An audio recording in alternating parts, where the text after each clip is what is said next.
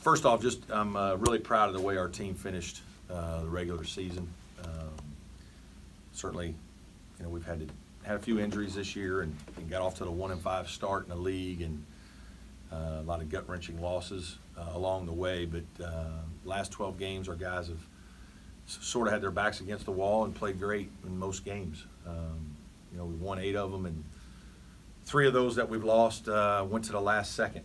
So 11 out of the 12 games to finish the regular season of the league, we either win the game or we're battling in the last second of the game. So I think our guys deserve a lot of credit for just fighting and competing and picking themselves off the mat a couple times.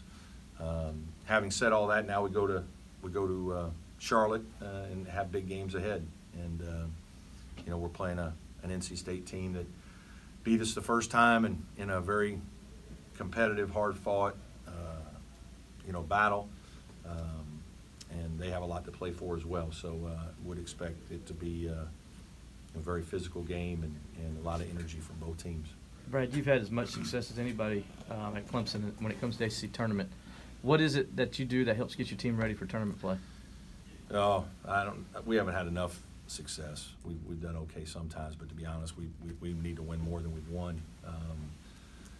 But we hope that our style is kind of the way that teams play most of the time in the tournament. Sometimes the games slow down a little bit and it becomes a grinding style, and possessions are very important.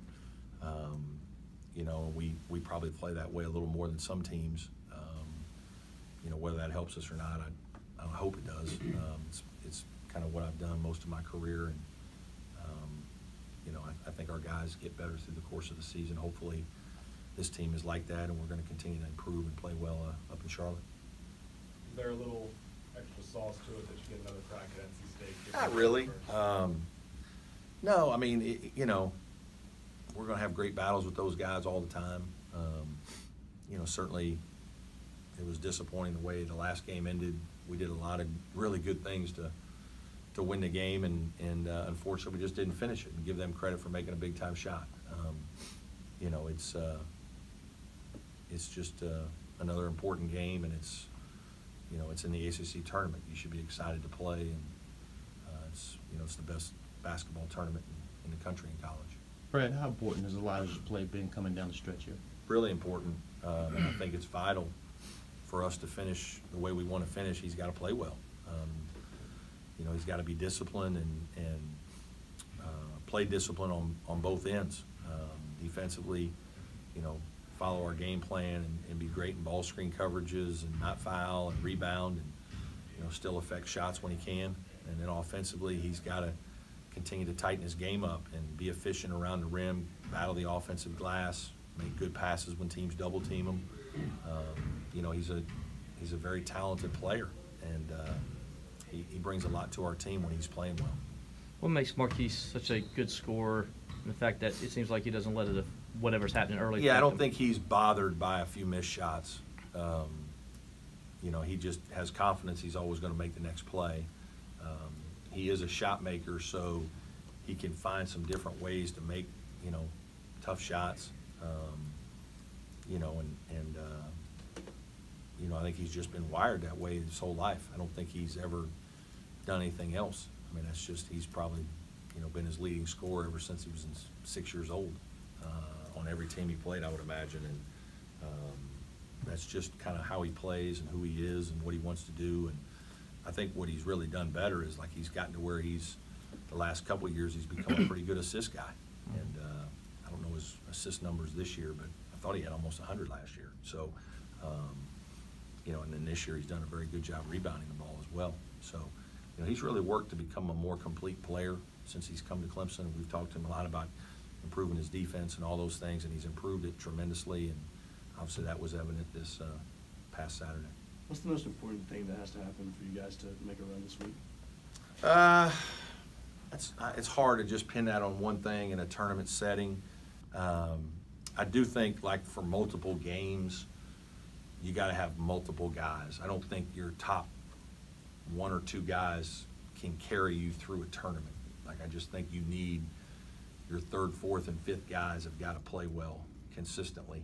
And, you know, certainly your main level guys need to play well in games, but you're going to need that third and fourth guy in these important games to play well, because everybody's got good players. Everybody's got a couple guys that score 15 to 20 in games, and kind of it depends on matchups and who makes a couple extra shots and gets hot. And then sometimes it's those extra guys. What do those extra scorers do? Do they play well? You know, and us taking care of the ball, I think, is the other factor. That having been said, a year ago, like AJ steps up and has a Made a couple shots, yeah. Yeah, so, you know, you do need that guy that's maybe not expected. Yeah. So you're coaching, you know, and getting ready, how much does that maybe change for you, pushing the button to think, okay, Yeah, gotta I go mean, to this guy now? a little bit. I think you're trying to read games and see who's playing well for you, playing with confidence, and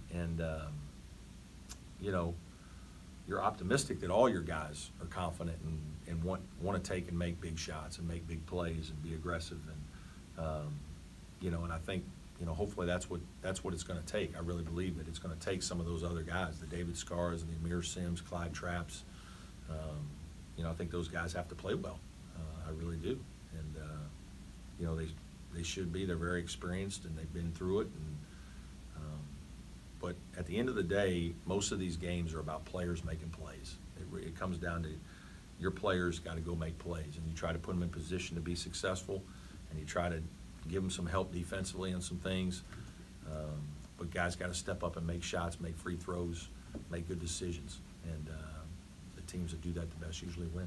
Do you think Hunter and John are getting to the point now to where you can maybe count on them to maybe make a couple of those plays?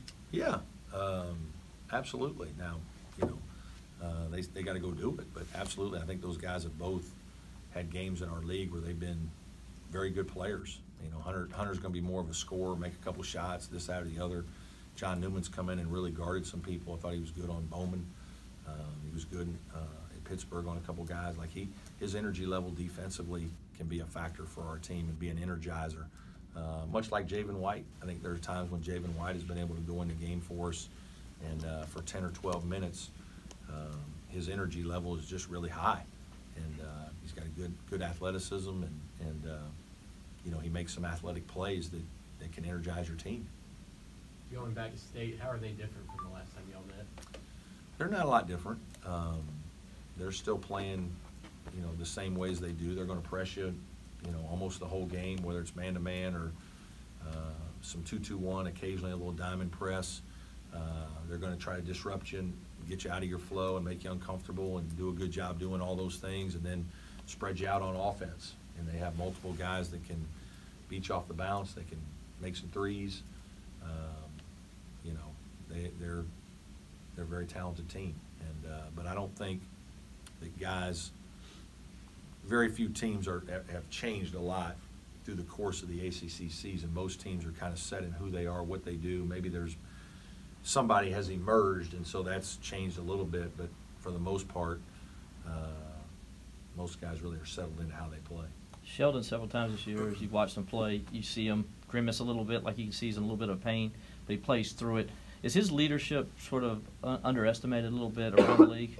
Yeah, I don't know. I think